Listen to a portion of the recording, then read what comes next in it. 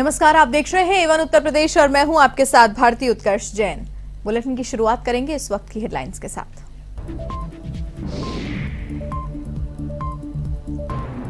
UP में विधान परिषद के चुनाव, 9 सीटों पर बीजेपी की निर्विरोध जीत। 27 सीटों पर हो रही वोटिंग। योगी की अग्नि परीक्षा तो अखिलेश के सामने सीटें बचाने की चुनौती।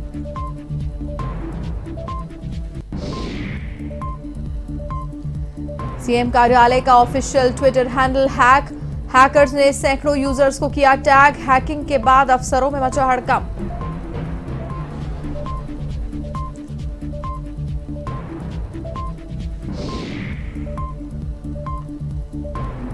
बढ़ती महंगाई को लेकर अखिलेश यादव का तंज। केंद्र और राज्य सरकार पर साधा निशाना। कानून व्यवस्था पर भी उठाए सवाल।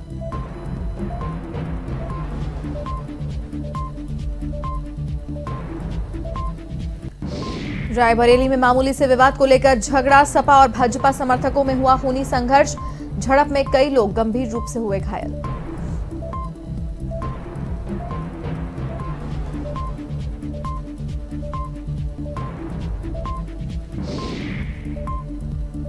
बस्ती में पुलिस और बदमाशों के बीच मुठभेड़। गोली लगने से एक बदमाश घायल। पुलिस ने 6 वाहन लुटेरों को किया गिरफ्तार।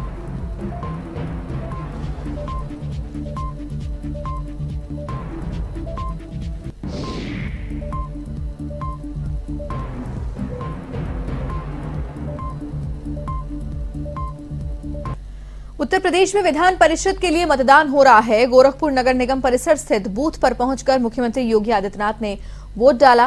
गौरतलब है कि राज्य में स्थानीय निकाय की 36 विधान परिषद सीटों पर चुनाव हो रहे हैं, जिनमें से 9 सीटें बीजेपी निर्विरोध जीत चुकी है। ऐसे में अब 27 सीटों पर मतदान हो रहा है। इन सीटों पर 95 उम्मीदवार मैदान में हैं। इनकी किस्मत का फैसला 58 जिलों के 739 बूथों पर 1,20,657 मतदाता कर रहे हैं। इन सीटों पर बसपा और कांग्रेस के मैदान में न होने से सपा और बीजेपी के बीच सीधी टक्कर है, जबकि कुछ सीटों पर निर्दलीय के उतरने से मुकाबला त्रिकोणीय है। बीजेपी ने सभी 27 सीटों पर उम्मीदवार उतारे हैं, तो वहीं सपा ने 25 सीटों पर अपने कैंडिडेट्स उतारे हैं, तो गाजीपुर सीट पर निर्दलीय प्रत्याशी को समर्थन कर रही है। इसके अलावा 1 सीटों पर सपा की सहयोगी आरएलडी चुनाव लड़ रही है, तो वहीं राजा भैया की जनसत्ता पार्टी से प्रतापगढ़ सीट पर अक्षय प्रताप सिंह हैं, तो वाराणसी सीट पर माफिया ब्रजेश सिंह की पत्नी अन्नपूर्णा सिंह और आजमगढ़ सीट पर बीजेपी के एमएलसी यशवंत सिंह के बेटे निर्दलीय किस्मत आजमा रहे हैं।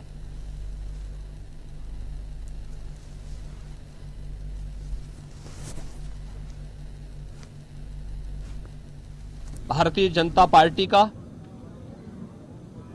प्रचंड बहुमत के साथ जीतना तय है और प्रचंड बहुमत के साथ 36 में से अधिकतर सीटें जब भारतीय जनता पार्टी जीतेगी तो स्वाभाविक रूप से प्रदेश के विकास को, लोक कल्याणकारी कार्यक्रमों को,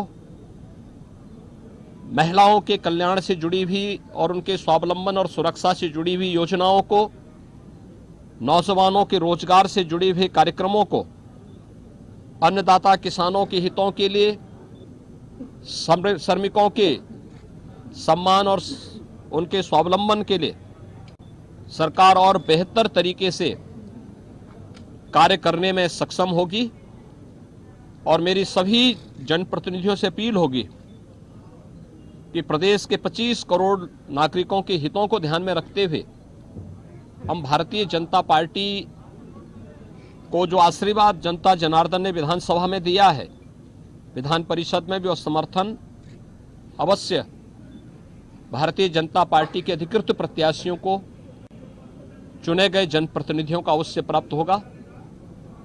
मैं एक बार फिर से पूरे प्रदेशवासियों को वासंतिक नवरात्रि, महाअष्टमी की स्थिति, महानवमी और मर्यादा पुरुषोत्तम भगवान श्री राम के पावन जन्म दिवस रामनवमी की भी हृदय से बधाई देता हूं, अपनी शुभकामनाएं देता हूं। आपने कहा कि गरीबों का आशियाना ना उजाड़े, अधिकारियों को आपने निर्देश दिया, क्या वजह है इसके पीछे? देखिए, प्रदेश में माफिया के खिलाफ जीरो टॉलरेंस की नीति और अपराधियों के खिलाफ जीरो टॉलरेंस की नीति के तहत सरकार कार्य कर रही है।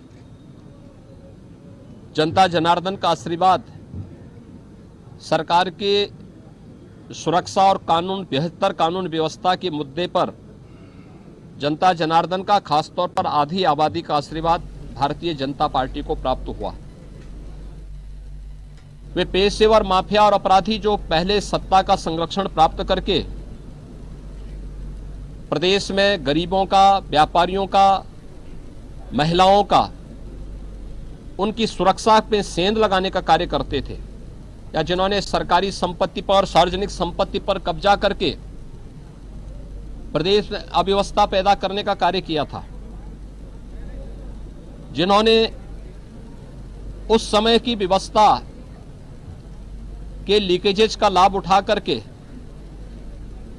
उस समय भ्रष्टाचार को बढ़ावा दिया था, तो पिछली सरकारों के कार्यकाल के दौरान जिन्होंने अनैतिक रूप से, अवैध रूप से शासकीय संपत्ति पर, सार्वजनिक संपत्ति पर, गरीबों की संपत्ति पर, व्यापारियों की संपत्ति पर कब्जा किया हुआ है, एंटी भूमाफिया टास्क फोर्स वर्तमान में पूरे प्रदेश के अंदर उस अवैध कब्जे से मुक्त करने के एक बृहद कार्यक्रम को आगे बढ़ा रही है।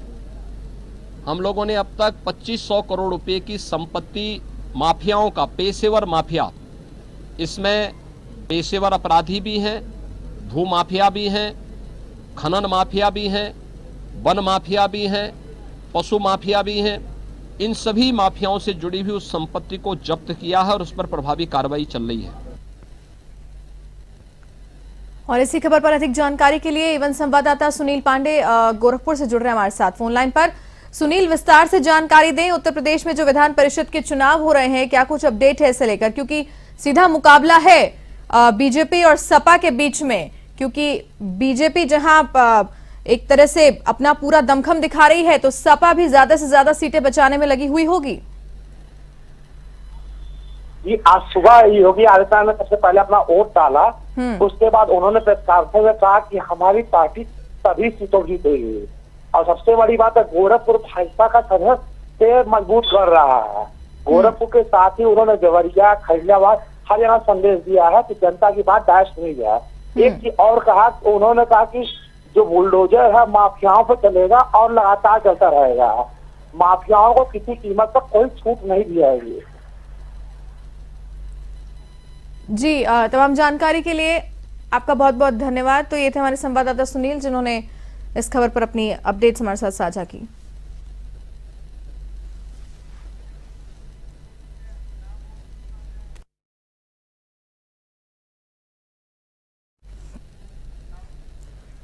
उत्तर प्रदेश में विधान परिषद चुनाव के तहत मतदान प्रक्रिया जारी है और इसी को लेकर शाहजहांपुर पीलीभीत प्रखंड में कैबिनेट मंत्री सुरेश कुमार खन्ना ने मतदान स्थल पर पहुंचकर अपना वोट डाला। इस दौरान उन्होंने कहा कि विधान परिषद चुनाव में बीजेपी सभी सीटों पर जीत हासिल करेगी। उन्होंने विपक्षी पार्टियों पर निशाना साधते हुए कहा कि विपक्ष के सभी नेताओं ने हूल जलूल स्लोगन देकर जनता में अपनी विश्वसनीयता खो दी है। उन्होंने कहा कि बजट में रोजगार के अवसर बढ़ाए जाएंगे और बेसिक इंफ्रास्ट्रक्चर को डेवलप किया जाएगा। मोदी और योगी के ऊपर लोगों का अटूट विश्वास है और बाकी नेताओं ने अपनी विश्वसनीयता खुद खो दी। उल जलूल स्लोगन देकर हर तरह से स्लोगन, जो कुछ कहा वो किया नहीं। मोदी ने अगर कहा सबका साथ, सबका विकास, अगर हमने ये कहा कि हमारे संसाधनों पर पहला अधिकार गरीबों का है, तो ये साबित कर दिया कि हर योजना गरीबों के लिए ही है। उत्तर प्रदेश के मुख्यमंत्री योगी आदित्यनाथ के कार्यालय का ऑफिशियल ट्विटर हैंडल हैक हो गया है। हैकर्स ने सीएम योगी के ऑफिस के ट्विटर हैंडल को हैक करने के बाद उसकी डीपी बदली और एक के बाद एक कई ट्वीट किए। इसके अलावा हैकर्स ने सैकड़ों यूजर्स को टैग किया। हैकर्स ने ट्विटर हैंडल का प्रोफाइल फोटो और बायो बदल दिया, साथ ही एक ट्वीट को पिन टू टॉप यानी सबसे ऊपर कर दिया। हैकर्स की इस करतूत से अफसरों में हड़कंप मच गया। हालांकि बाद में ट्विटर हैंडल आंशिक रूप से बहाल कर लिया गया है।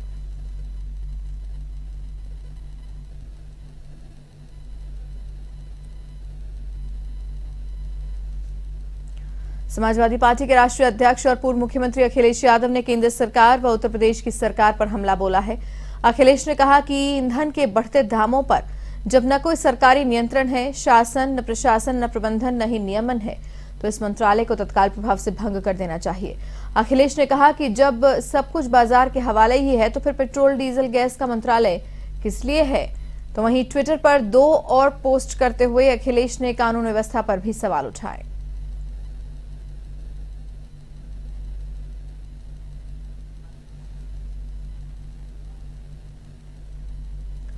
यूपी के लखीमपुर खीरी में स्वास्थ्य विभाग की बड़ी लापरवाही सामने आई है। यहां सरकारी महकमा खुलेआम मुख्यमंत्री योगी आदित्यनाथ की मंशा पर पलीता लगाने में जुटा है। इसी के चलते सरकार की तरफ से गरीबों को निःशुल्क बांटी जाने वाली दवाओं को आग के हवाले किया जा रहा है।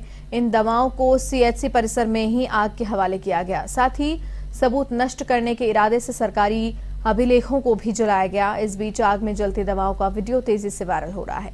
पूरा मामला निघासन सीएचसी का बताया जा रहा है।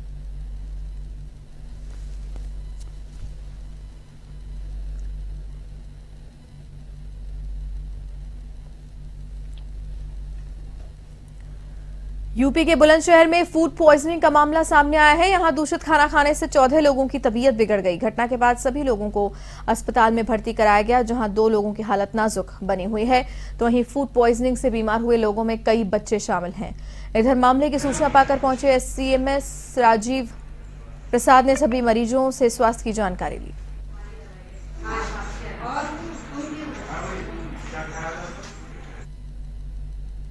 चंद्रशेखर।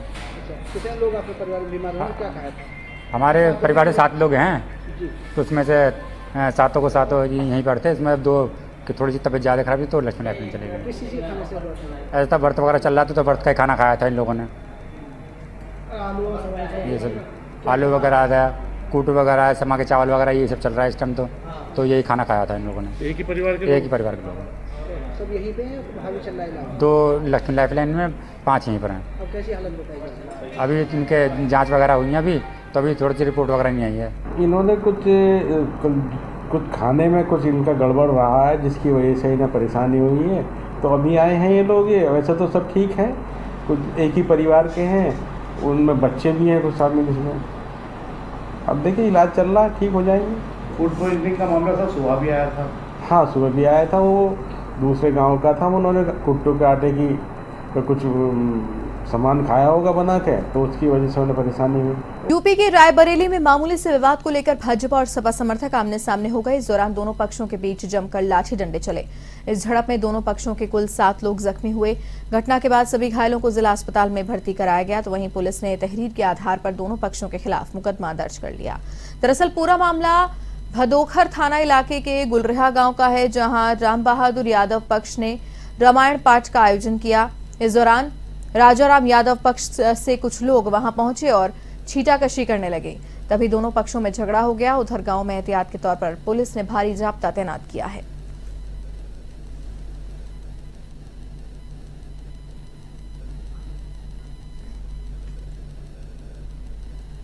यूपी के बस्ती से खबर, जहां एसओजी और हरैया पुलिस की बदमाशों से मुठभेड़ हुई। इस मुठभेड़ में वाहन लुटेरा राज सिंह गोली लगने से घायल हुआ। इसके बाद पुलिस ने आरोपी को अस्पताल में भर्ती कराया, जहां साथ ही 6 लुटेरों को गिरफ्तार भी किया गया है। इस दौरान पुलिस ने आरोपियों से चोरी की 11 बाइक बरामद की। साथ ही एक 315 बोर का तमंचा, एक खोखा और 2 जिंदा कारतूस भी बरामद किए।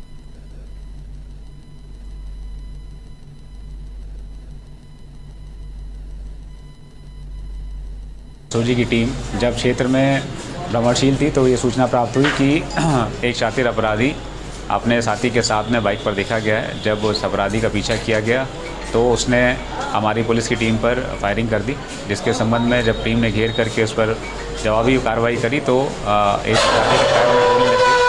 इस अपराधी का इलाज यहाँ जनपद बस्ती के सदर अस्पताल में हो रहा है, जहाँ इसकी स्थिति खतरे से बाहर है।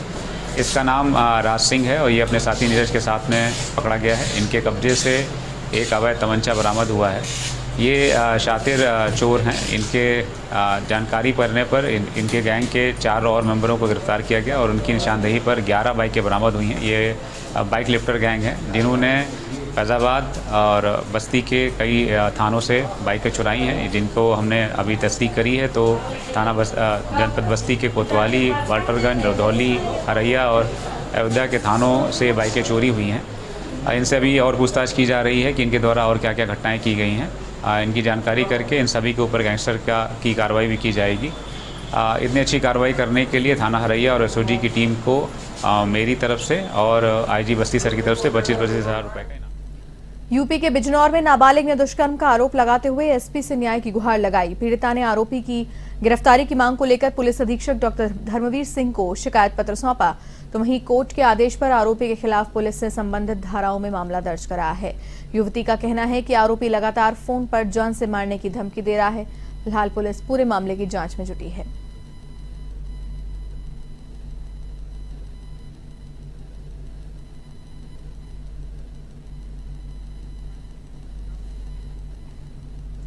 उत्तर प्रदेश में काबिज योगी आदित्यनाथ सरकार में उन्हीं के अफसर गुंडई करने और सरेआम गोली मारने की धमकी दे रहे हैं। प्रदेश में बेहतर कानून व्यवस्था का हवाला देने वाली भाजपा सरकार के शासन में ही एसडीएम को गोली मारकर मौत की नींद सुला देने की धमकी दी जा रही है। दरअसल महोबा में तैनात फूड इंस्पेक्टर गुंडागर्दी पर इस कदर आमादा नजर आ रहा है कि फोन पर खुलेआम गोली मारने की धमकी देने से भी नहीं चूक रहा है। और गौर करने वाली बात यह है कि आरोपी फूड इंस्पेक्टर ने महिला एसडीएम श्वेता पांडे को ही ये धमकी दे डाली।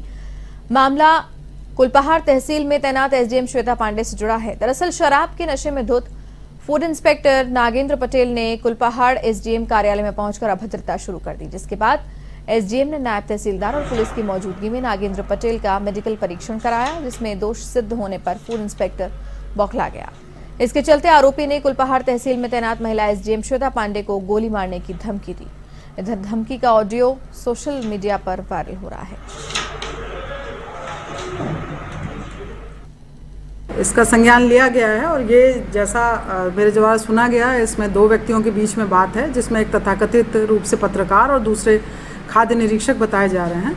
इस ऑडियो क्लिप का संज्ञान लिया गया है। इसमें सभी जो संबंधित अधिकारी हैं उनसे वार्ता करके और जो भी आवश्यक वैधानिक कार्रवाई होगी वो तदनुसार की जाएगी। यूपी के वाराणसी में मणिकर्णिका घाट पर 350 साल से ज्यादा समय से चली आ रही प्रथा के रूप में नगर वधुओं ने नृत्य का आयोजन किया गया। नगर वधुओं ने बाबा मसाननाथ के सामने गणिका मुक्ति की कामना की, तो वहीं काशी के अलावा देश के विभिन्न हिस्सों से आई हुई नगर वधुओं ने अपनी प्रस्तुतियों के साथ महाश्मशान नाथ के दरबार में हाजिरी लगाई। नगर वधुओं की मान्यता है कि बाबा श्मशान नाथ के दरबार में हाजिरी उनके इस उधम जीवन का अभिशाप कट जाएगा।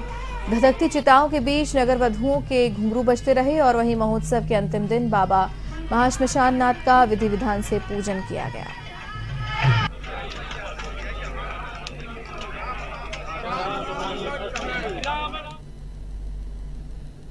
परंपरा ये मेरी 6वीं पीढ़ी है, जो कि ये कम से कम 300 वर्ष से पुरानी ये परंपरा ये चली आ रही है। ये परंपरा का कारण यहाँ पे ये है कि पहले यहाँ पर केवल लोग रोना गाना सोच विचार मरने के बाद करते थे। तो बहुत से राजा महाराजा यहाँ आए, उन्होंने कहा कि ऐसा है कि भाई कोई सांस्कृतिक कार्यक्रम यहाँ पर कराया जाए, जिससे कि यहाँ के जो लोग रो रहे हैं, गा रहे हैं, वो शांति मचे की कामना, अपनी मुक्ति और मौत की कामना से आते हैं। बाबा से हम लोग बहुत खुशी से आते हैं। यहाँ पे हर साल हम लोग आते हैं। भगवान अच्छा मुक्ति दे बाबा मसाननाथ।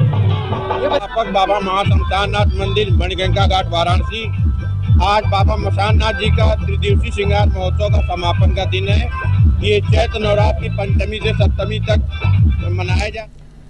खबर यूपी के शाहजहांपुर से है। सदर तहसील के तहसीलदार के बेटे हर्षित दिव्यांग होने के बावजूद अपने हौसले से रोज नई बुलंदियों को छू रहे हैं।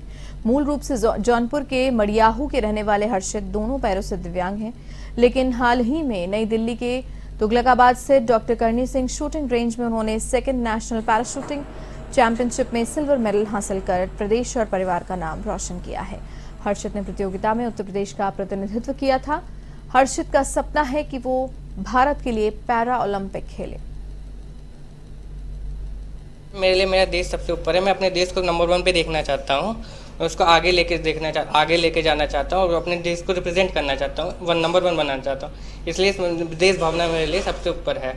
और जब भी मेरे मन में कभी भी इस चीज़ को लेकर डिमोटिवेशन आया, तो मेरी फैमिली और मेरे फ्रेंड्स हमेशा सपोर्ट करते हैं। जब भी मेरे मन में कभी मेरे लिए डिमोटिवेशन आया था कि मैं ये नहीं कर पाऊंगा या नहीं कर पाऊंगा, तो उन्होंने हमेशा मुझे सपोर्ट किया। मुझे यही समझा कि मैं कर सकता हूँ और हमेशा मुझे सपोर्ट ही किया है मेरी फैमिली। और इसी के साथ इस बुलेटिन में फिलहाल के लिए इतना ही। देश और दुनिया की तमाम बड़ी खबरों के लिए आप देखते रहिए A1 TV। नमस्कार।